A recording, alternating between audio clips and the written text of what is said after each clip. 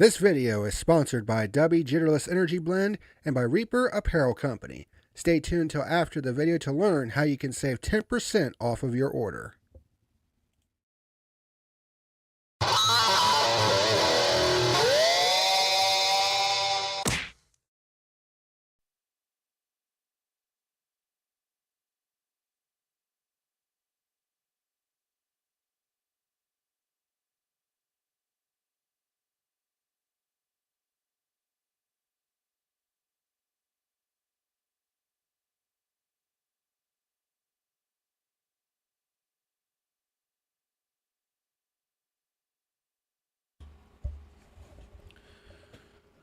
Welcome in to your NASCAR Cup Series review here in the wee early morning hours of September the 22nd, 2024. And we're going to be covering the absolute fucking garbage that was the 2024 Bass Pro Shops night race at the Bristol Motor Speedway.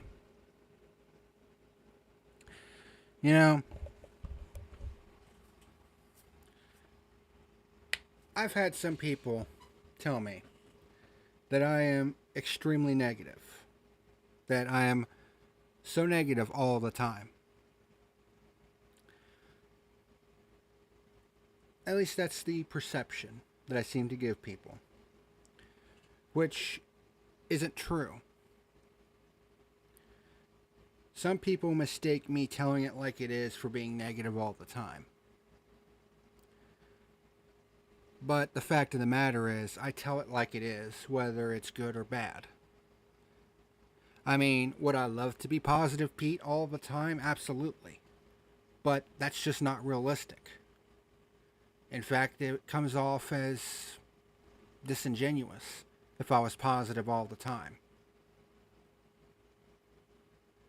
And when it comes to doing these reviews, I have to call it like I see it. And what we saw tonight in the Bristol night race was absolute fucking garbage.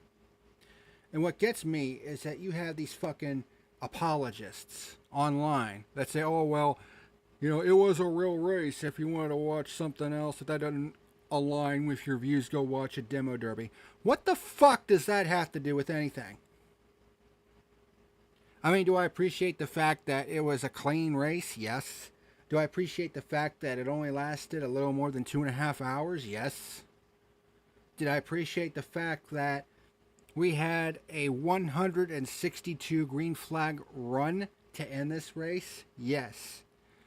But there has to be some good racing in those green flag runs. And we did not get that. I mean, we had a long-ass green flag run to end the race in the spring, and that still ended in a pretty damn good battle for the win. Like, what in the fuck happened between the spring and fall races? We literally went from one of the best races I have ever watched in the spring, the Food City 500. The drivers turned what could have been a potential disaster with the tire situation into one of the best races that Bristol Motor Speedway has ever produced. An absolutely mind-boggling 54 lead changes, which set the all-time short track record in Cup Series history. And I think the pure lead change count was somewhere in the neighborhood of 40. It was somewhere in that neighborhood. But I considered it one of the best races I had personally ever watched. And looking back, because Denny Hamlin ended up winning that race, I ended up giving the race a 9 out of 10 instead of a 10 out of 10. Looking back in retrospect, I honestly wish I would have given that race a 10. Regardless if Hamlin won or not. Because in the entire time that I have done this show, this is the 6th season. 6 seasons. I've done the Fuel, almost 300 episodes. You know how many 10s I have given out over the course of the last 6 years? 4. I have only given out 4 10s in the entire history of this show. 2 of them at Talladega. One was the Indianapolis 500 that Elio Castroneves won, which was 2021.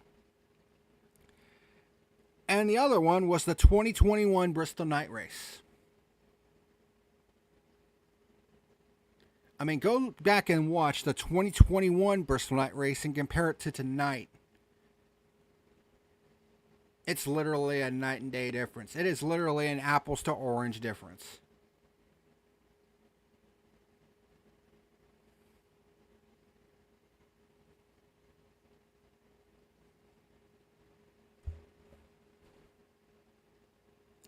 And honestly, it is a combination of a lot of things. The fact that these cars are pretty much spec cars. They're Walmart cars. There's no ingenuity or creativity that can go into these cars anymore with the way NASCAR's template is set up.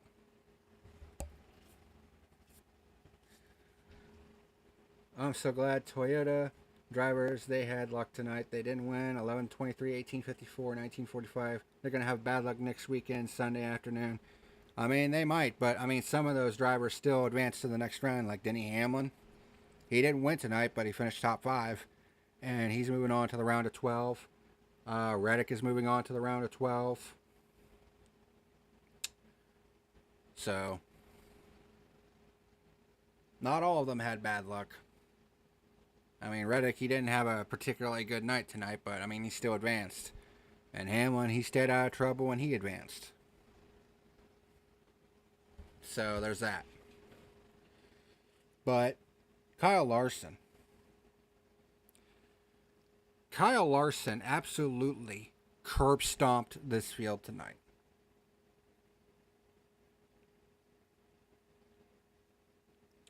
I have seen some dominant runs in NASCAR. You know, I remember Martinsville, that one year where Brad Keselowski and Martin Truex Jr. both led 400 laps, respectively, in their wins in that one season. I can't exactly remember which one it was. Maybe it was 2021. I don't remember. But Martinsville, both of those Martinsville races had winners lead over 400 laps. I remember Matt Kenseth leading over 400 laps at Bristol in his Bristol Night Race win. And you have to go all the way back to 1977 in Cale Yarborough, where he led from stem to stern in that race. I believe it was in the spring. But in this day and age where parity is kind of a big thing nowadays, Kyle Larson put in just an absolute masterclass with this race. And yes, he has led some races lately where he led a lot of laps but didn't end up winning. See the Southern 500 where he led the most laps by a country mile and ended up losing the race. Not the case tonight. There was no stopping that 5 car tonight. I think he ended up with like a 7-second win at the end of it all. Only 10 cars on the lead lap. I know some people are like, well, that was old school NASCAR back in the day. I don't want NASCAR back in the day like the 70s, 80s, and 90s where a lot of races were wildly uncompetitive. I want what we saw in the early 2000s. What I personally consider the golden era of NASCAR. 2001 to 2006. NASCAR in that era was appointment television. I can remember every single week getting up Sunday morning and being excited for the race that was about to take place because it was just that exciting. Because every week was a new adventure. But the NASCAR in the last 20 years has started piling on the gimmicks as basically trying to put a band-aid on a broken leg. And you see what the sport has become. A spec racing sport. This used to be stock car racing, and these cars are nowhere near stock anymore. Not even fucking close. And now, pretty much every car is the same. Because NASCAR controls all the parts. And there's a certain template that you have to abide by. There's no gray areas anymore. There's no room for ingenuity anymore. And as a result, the on-track product just absolutely fucking sucks. These cars drive too well, just to name a few. The shifting, the steering system, and the brakes are too good. Yep. And that's another thing, is that, progress in motorsports is a good thing in some ways, but it can also be a detriment in other ways, because when it starts getting to the point where parts are too good, the racing just becomes bland. A lot of people really hyped up Watkins Glen last week as being a great race. It was not a great race. It was, in fact, kind of boring. And it was literally only the last 2 laps, which was an overtime period, by the way, that ended up saving that race from being absolute shit. Was it a great battle between Chris Buescher and Shane Van Gisbergen? Absolutely it was. But it was pretty much manufactured by an overtime finish, which is what it was designed for. But it makes the finish feel incredibly manufactured. It just doesn't feel organic anymore. Nothing about this fucking sport feels organic anymore. It's just too weighed down by all these stupid ass gimmicks. And it also doesn't help that you have all these fucking apologists that just don't give a damn and think that everything's okay, when the fact of the matter is, it's anything but. Like, I could literally spend hours listing off the fucking laundry list of problems that this sport has and explaining each and every single fucking one of them, and then, spitballing ideas on how the fuck to fix it.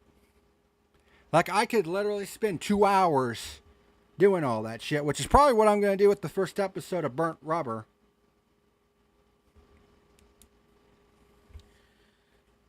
Which is going to be my new news show that for NASCAR and motorsports in general that I'm going to be debuting in July or January. And that first episode is basically going to cover everything that happens from off season through to January. And that first episode is also going to be probably me going through all the shit that I think is wrong with NASCAR and what needs to be changed and what needs to be improved on. And honestly, what part of the rules need to be fucking abolished. Like, literally, that could probably be a 2 to 4 hour show in and of itself.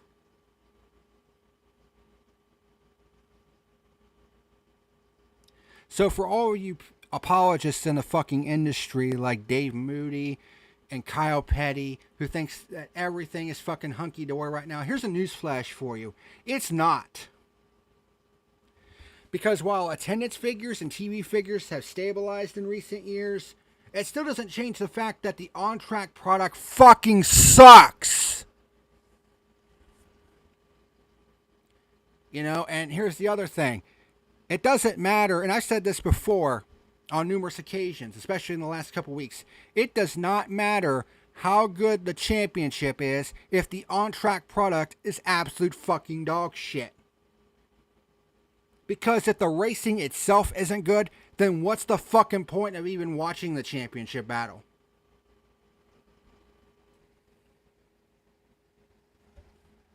Like, what is so fucking difficult to understand about that? You honestly think somebody winning by 7 fucking seconds at Bristol, leading 462 of the 500 laps, that's a good fucking race to you? Okay, let's go through some of the fucking statistics from the previous race to this race, okay? Previous race at this track. I'm on Racing Reference right now. Previous race at this track. 2024 Food City 500. Margin of victory was just over a second. There were 9 cautions, although I don't remember if that includes the stage breaks. So the time of the race was 3 hours 20 minutes, which isn't terrible. But 3,589 green flag passes, which comes out to 8.9 on average per green flag lap. And we had 54 overall lead changes. I can't remember how many pure lead changes it was, but it was a crazy amount. I mean, it was somewhere in the high 30s, low 40s in terms of pure lead changes. And Denny Hamlin ended up leading the most laps. There were a couple guys that led over 100 laps, but it wasn't like a completely one-sided, one driver dominating the entire fucking race. Ty Gibbs, let's see, where did he go? He ended up finishing 9th. He led 137 laps. Denny Hamlin ended up leading the most laps, but he only led 163 of the 500 laps. And Truex, who finished second, led 54 laps. So it was a highly, highly competitive race that could have been a disaster with the tire situation, but the drivers took it onto themselves to manage their shit. And what ended up happening, they turned what could have been a disastrous situation into possibly one of the best races that Bristol Motor Speedway ever put on. And then you look at the numbers from tonight.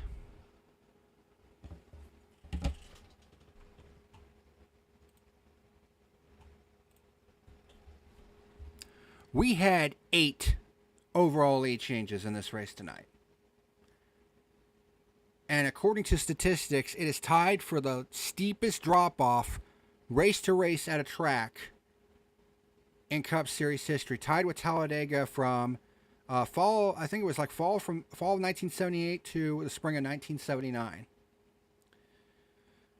We had 54 overall lead changes in the spring. Only 8 here in the night race.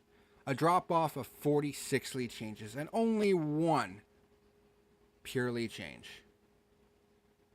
Are you fucking kidding me? And you honestly want to try to tell me that this was a good race?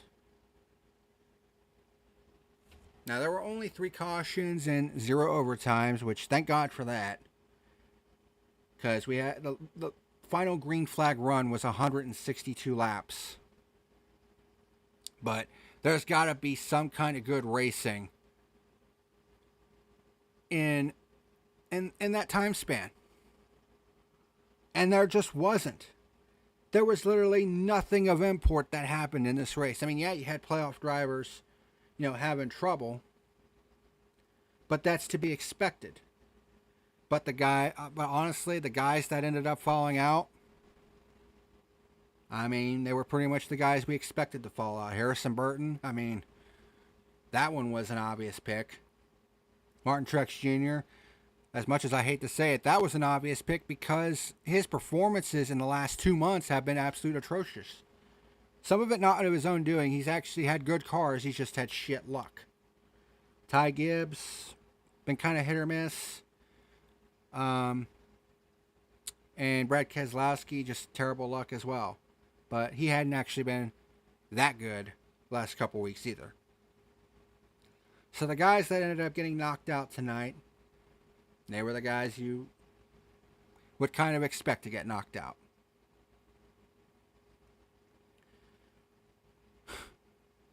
And wouldn't you believe it? Wouldn't you believe it?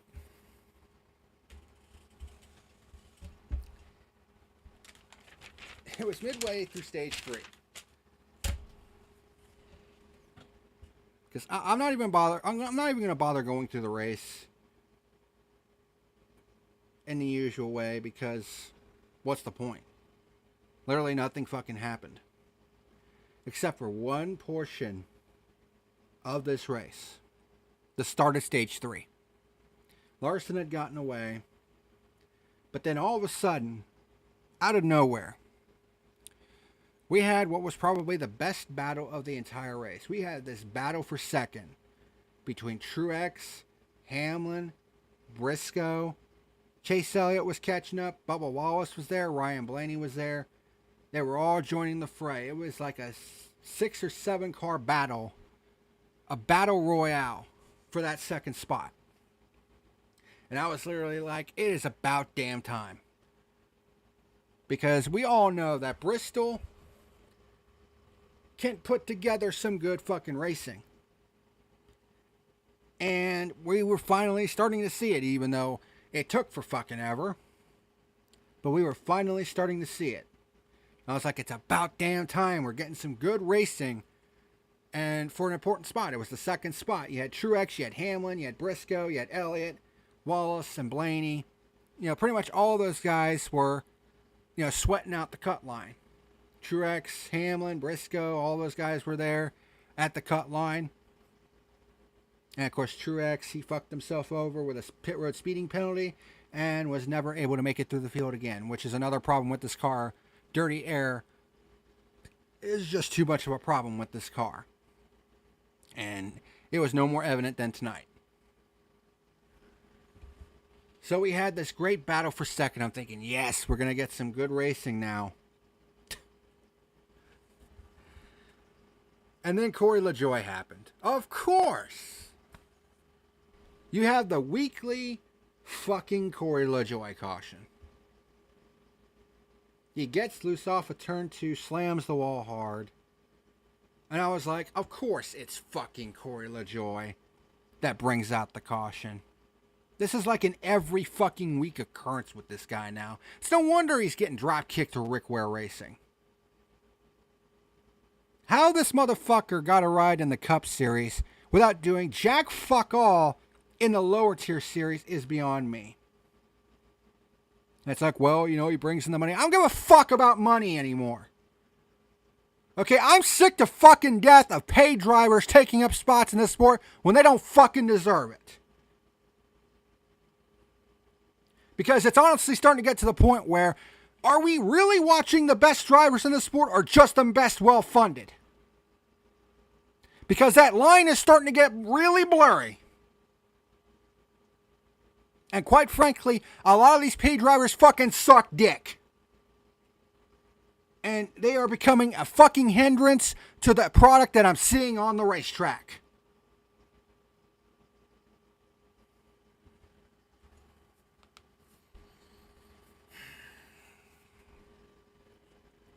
Again, you won't hear this from any of the fucking people in the industry because they think everything's hunky-dory. Because we got, you know, that big old television rights deal. Fuck your television rights deal.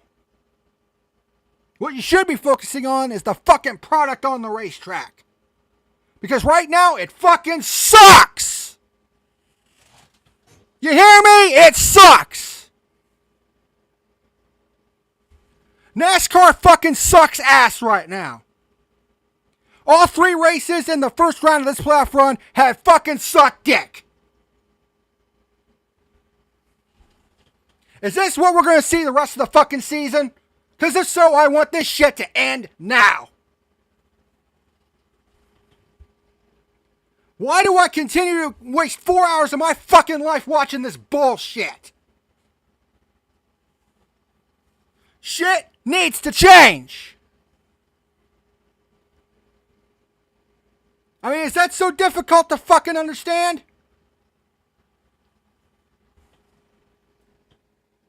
Like, Jesus Christ. I mean, when this sport is at its best, when this product is at its fucking best, I said it before, no other motorsport compares. The problem is, it is nowhere near its best right now.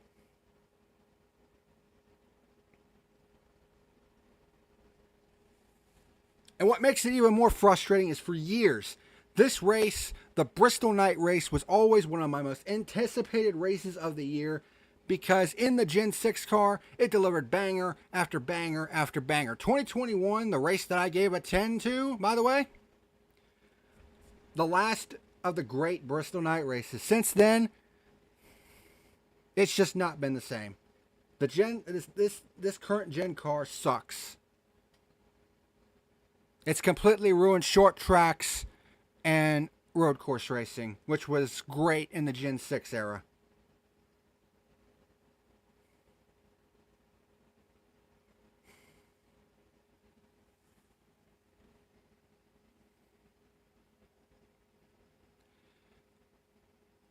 And as somebody who has watched this sport as long as I have, and to see what it's become, it's frustrating. Because the fact of the matter is, this sport can put on a good product if it's left to its own devices. NASCAR needs to stop with this fucking gimmicky bullshit. The playoffs, the stages, all this other fucking shit. The qualifying is even all fucked up. The way they determine who wins the pole now is completely fucked up. They completely fucked all that up. Like, everything about NASCAR is just fucked right now. But you won't hear Steve Phelps talk about it. You won't hear O'Donnell talk about it. You won't hear that fucking jamoke Elton Sawyer talk about it. They'll continue to try to spin that everything's okay when the fact of the matter is it's not. You won't hear it from Kyle Petty. You won't hear it from fucking Dave Moody. Because they still think everything is fucking hunky-dory. No, it's not. Everything is fucking dog shit right now. And tonight epitomized that. I mean, I'm honestly wondering if fucking Goodyear lied to us. Because they said that this was the same tire that they had in the spring race. And it didn't seem that way. It's like, are you sure? Because we saw what happened in the spring. Was it due to the fact that tire temperatures were different than what it was in the spring? Because the spring race was much colder than what we saw tonight. So maybe that made the difference, but I don't know. But, I mean, this was one of the most overhyped races ever, and it was absolute fucking dog shit. Especially when you compare it to the spring race. There's just no comparison. And I'm sick and tired of the fucking apologists who keep saying, "Oh well, this was a real race." I don't give a fuck if it was a real race, because it wasn't good. It was not a good fucking race. Do I appreciate the fact that it wasn't a total crash fest? Absolutely, but you got to have some fucking actual racing in the proceedings. Otherwise, it doesn't really fucking matter. And we didn't get any of that tonight. We had a glimpse of it, but then LaJoy fucking ruined it, as he always does.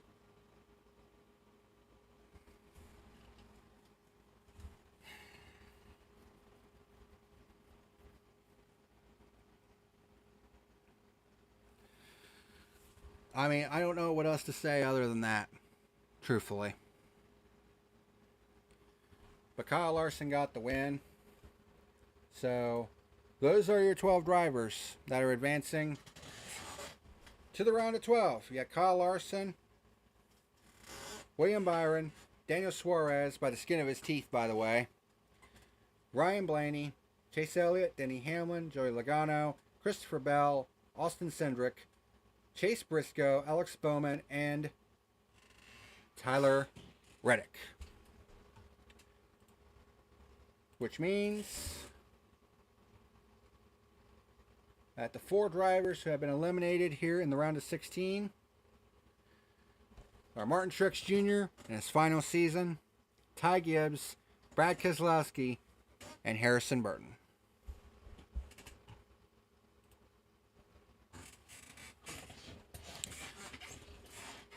But at this point, does it really fucking matter? I mean, it's honestly gotten to the point where I just don't give a fuck about the championship anymore. These championships just do not have the value that they used to have.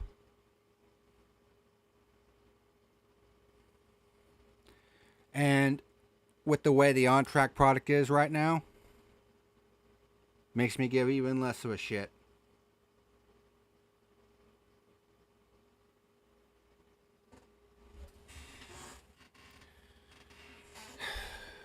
And it sucks. Because a lot of the racing in the first half of the season was actually pretty good. It actually was. But my God, the racing in the second half of this season has been atrocious. It has been absolutely fucking atrocious. And yet people within the industry don't see it that way. They don't think anything's wrong.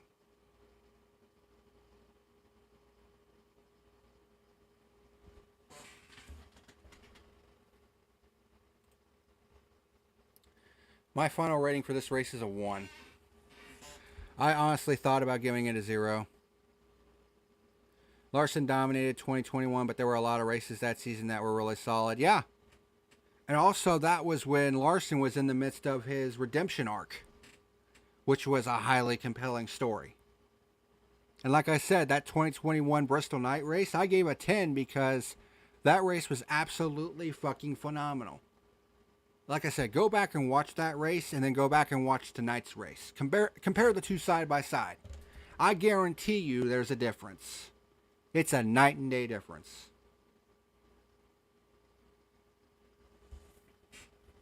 I mean, look at what this fucking sport has become, man. What the hell happened to the Bristol night race I used to love?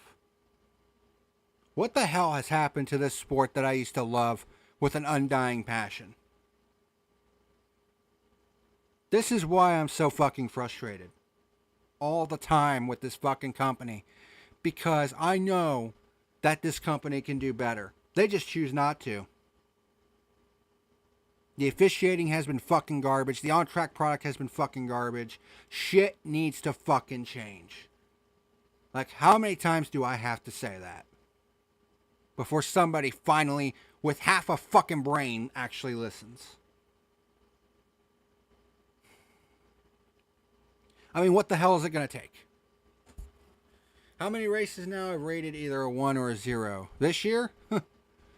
I don't know. It's more than on one hand, I can tell you that much.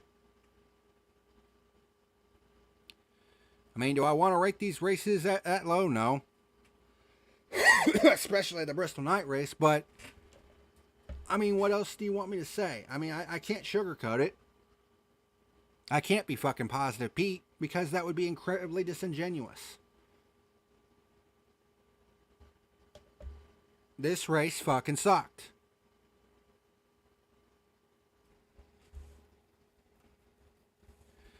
And that doesn't mean that all races that are completely dominated aren't good, because we've seen races like that in the past that were actually decent. It's just in this case, literally nothing happened. And the only time we had a great fucking battle in this race, which was the beginning of stage 3 with that 6-car battle for second, it all gets ruined by that fucking jamoke Corey LaJoie.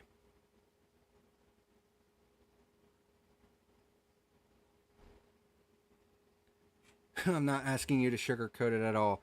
I know you're not. I'm just saying that some people like to say, well, you're just too negative all the time. It's like, I don't want to be negative about this shit. I mean, you think I like to come on here every single week and just blow my voice out in anger, you know, talking about how fucking shit NASCAR has been? I'm more than disappointed with this streak of poor racing as well. Yeah. I mean, is there a little bit of hope? Perhaps. It's frustrating. Yeah, trust me. I know. Is there a little bit of hope? Maybe. Next week is Kansas. Spring race was pretty damn good. The finish was a little bit manufactured, but it was still the closest finish in NASCAR history. I mean, I don't think it's the best finish ever. I still think Darlington 2003 with Craven and Busch is still the best of all time. We have Talladega, which can be absolutely fucking crazy. And then you have the Roval, which last couple years hasn't been that great. And that's honestly kind of a product of this car. But, I mean, can you imagine, you know, a more wild card round than Kansas, Talladega, and the Roval? You know, you thought the first round was crazy. Thank God Kansas still delivers good racing. Yeah, I mean, so it can be hit or miss at times, but the spring race was pretty good. It just got a little bit too crash happy at the end. But yeah, next week is Kansas, then Talladega. So there's hope for some good racing yet. I don't know if you heard that, but somebody just whizzed by on the road here in the back. It sounded like he was on a freaking motorcycle. Who the fuck is riding a motorcycle at 12:47 a.m.? Thank God Kansas still delivers good racing. Yep. Well, hopefully that'll be the case next week. But yeah, I hope shit gets better. I really want it to get better. I'm sick and tired of coming on here and just blowing my voice out every week. But, I mean, what else do you want me to say? You know,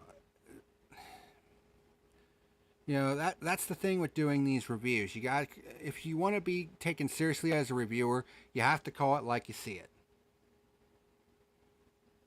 No frills, no bullshit, no being positive just for the sake of being positive and not being negative for the sake of being negative.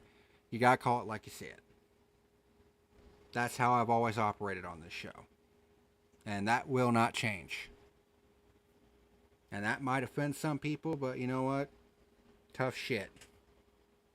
Man, go watch another program that blows smoke up your ass about this sport, because I sure as fuck won't do it. If I think it's good, I'll tell you it's good. And what we saw tonight sucked a giant bag of donkey dicks.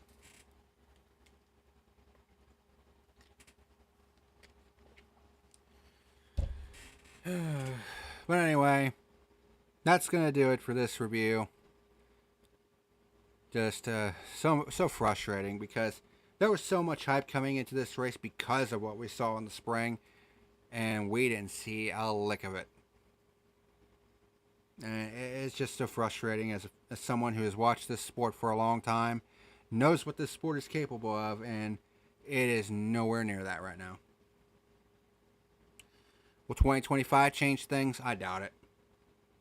Because unless they make wholesale changes to the rules and everything else, I don't foresee this changing anytime soon. And as somebody who is a consumer of this product, it is absolutely frustrating.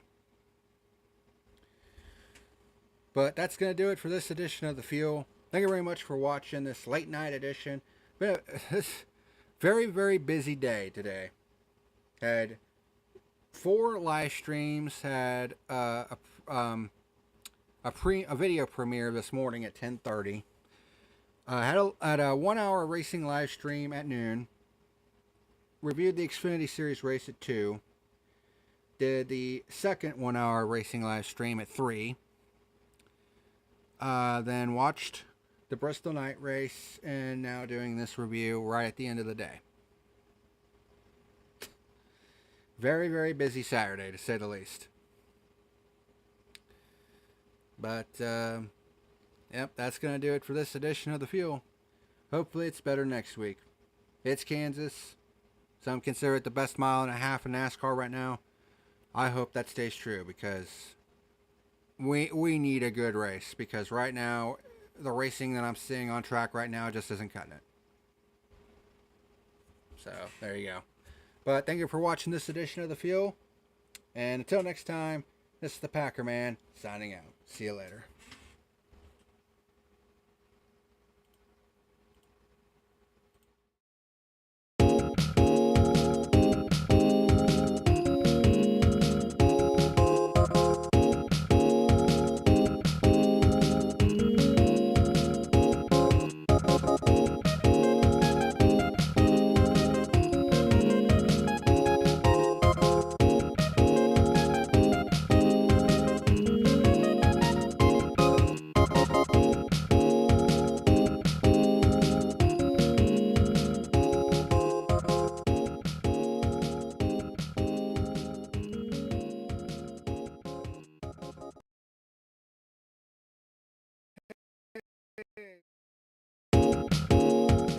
What's happening, ladies and germs? This is the PackerMan letting you know that tonight's video was sponsored by W Jitterless Energy Blend and Reaper Apparel Company.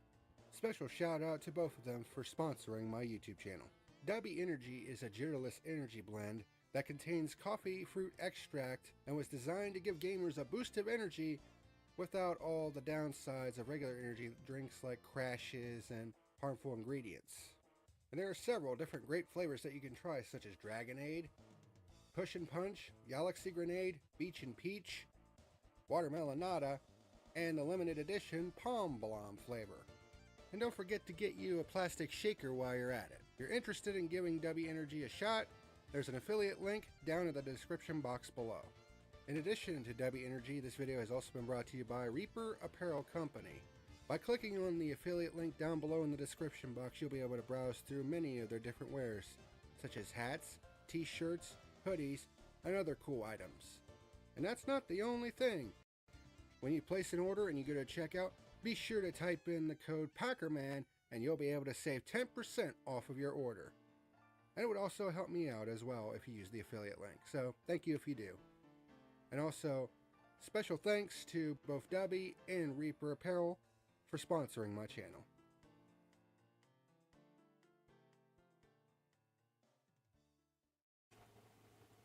Hey everyone, this is the PackerMan and thank you for watching tonight's video. Be sure to hit that like and subscribe button for more great content. See you again next time.